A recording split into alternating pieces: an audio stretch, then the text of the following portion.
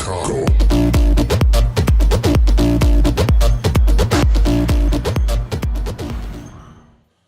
Another edition of going through another workout here. Going to do a little bit differently. I'm going to walk you through my leg workout and show you why I'm doing, show you how rather I'm programming everything. So first things first, warm up.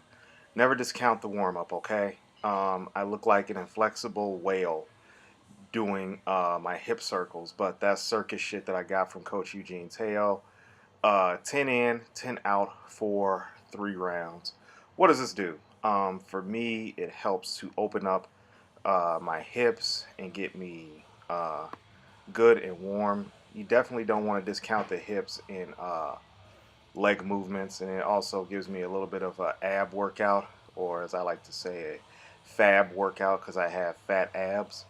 Um, so yeah, you just want to basically make sure that your hips are warmed up, ready to go, because this is the first workout in a long while that I've done squats of any sort. But we'll get to that in a minute. But again, make sure you do 3 rounds, 10 out, 10 in, and essentially just get the hips warmed up for the impending leg workout that you're about to do.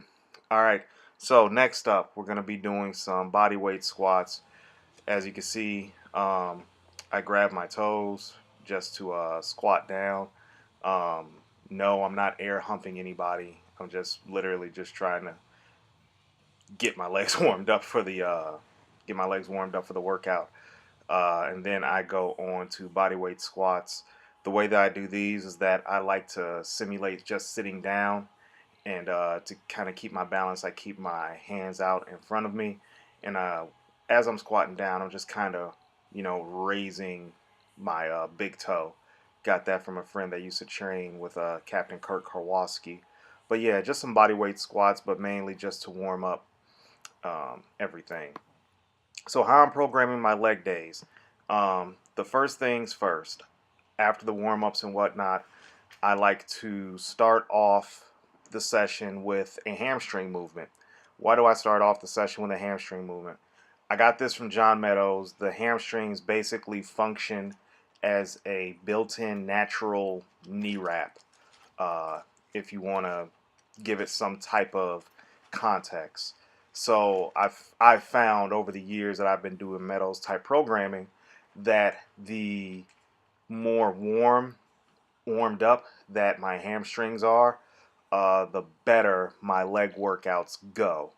So I like to start out with some type of hamstring um, contraction exercise, whether it be, there's only a couple, whether it be a seated leg curl or a lying leg curl. I prefer uh, seated, to be quite honest with you.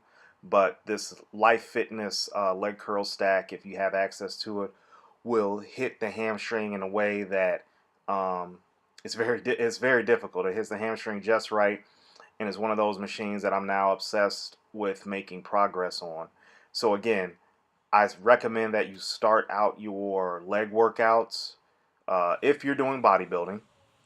Let me preface by saying that if you're doing bodybuilding, by doing a lying leg curl or a seated leg curl.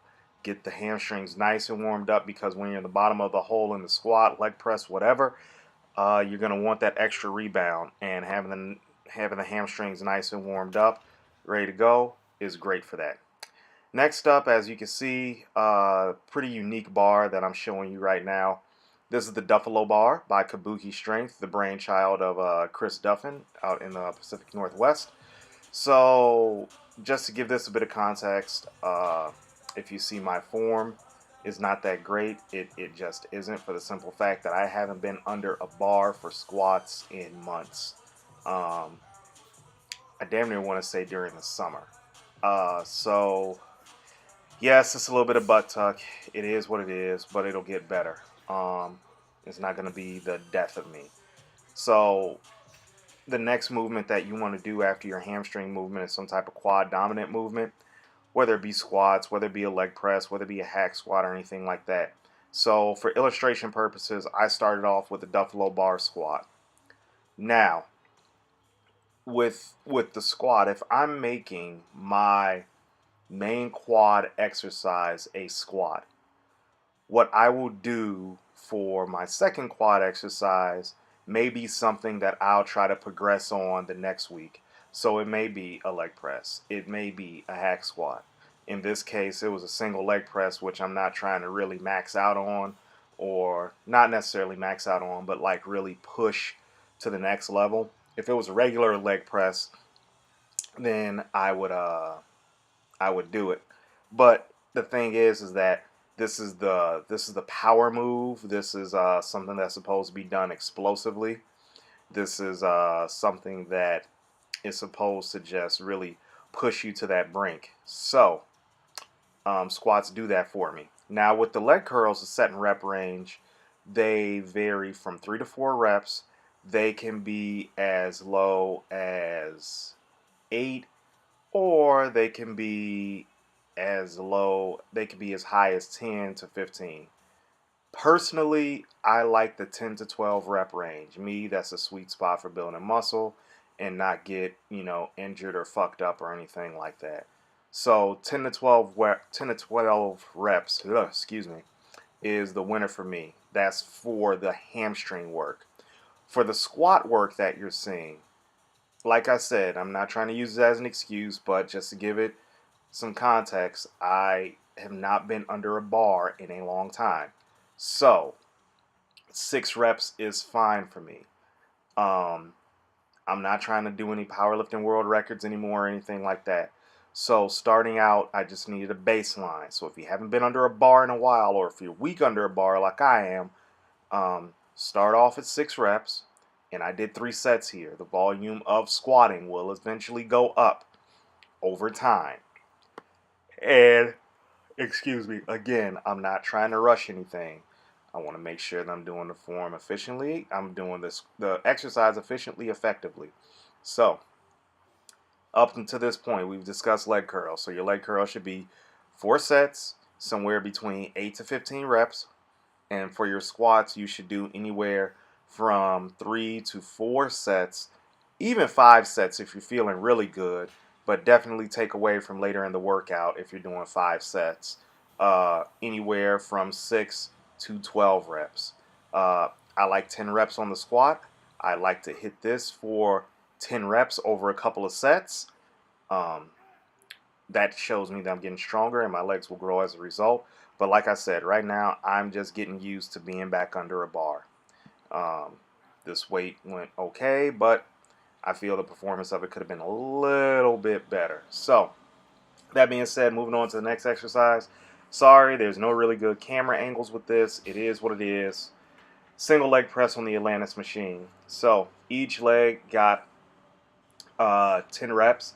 I think on the last one, I got about 8 reps. I think that's just where I hit failure at.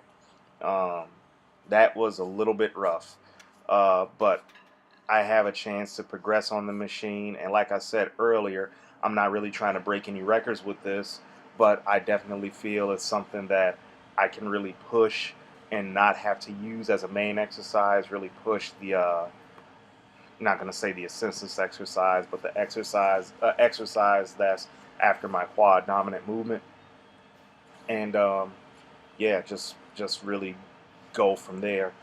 Now with your third exercise, this is supposed to be something that really puts blood in the muscle, and one that promotes what John Meadows likes to call a supramax pump. So with that being said, this is the set where it's supposed to cause metabolic damage. Did this one cause metabolic damage? No, it just didn't. Um, Nor did I really want it to. I just wanted to be some weight that I pushed. I wanted to be something I felt that I could get stronger at. And no, I really wasn't trying to push the tissue like that today. Uh, but with your third exercise, after your first two, uh, your first hamstring exercise and your first quad exercise, you want to follow it up with another quad exercise, and it's supposed to be metabolically damaging. So use things like drop sets, iso holds, super high reps in your drop sets. Anything to break that muscle down, push a lot of blood into it, and then just rest and recover as much as you can. So that's basically it for that right there.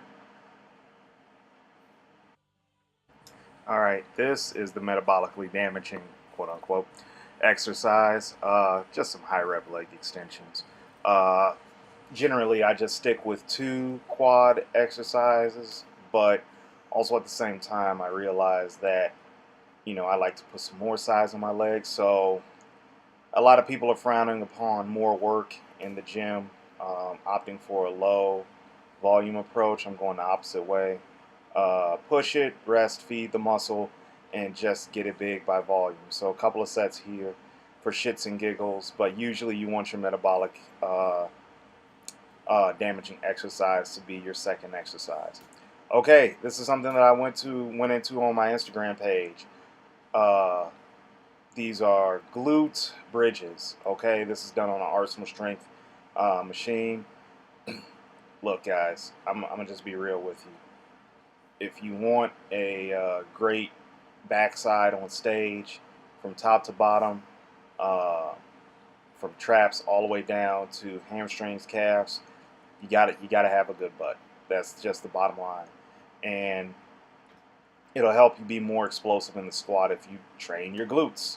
So do your glute bridges. Make sure that you're doing what you need to do to be better on stage and on the platform. Um, Nothing fancy. This don't need no heavy weight. Just make sure that you're just getting a good strong contraction. So pretty simple leg day. So like I said, if you got any questions on my leg programming, hopefully I'll have a blog up here about it this weekend.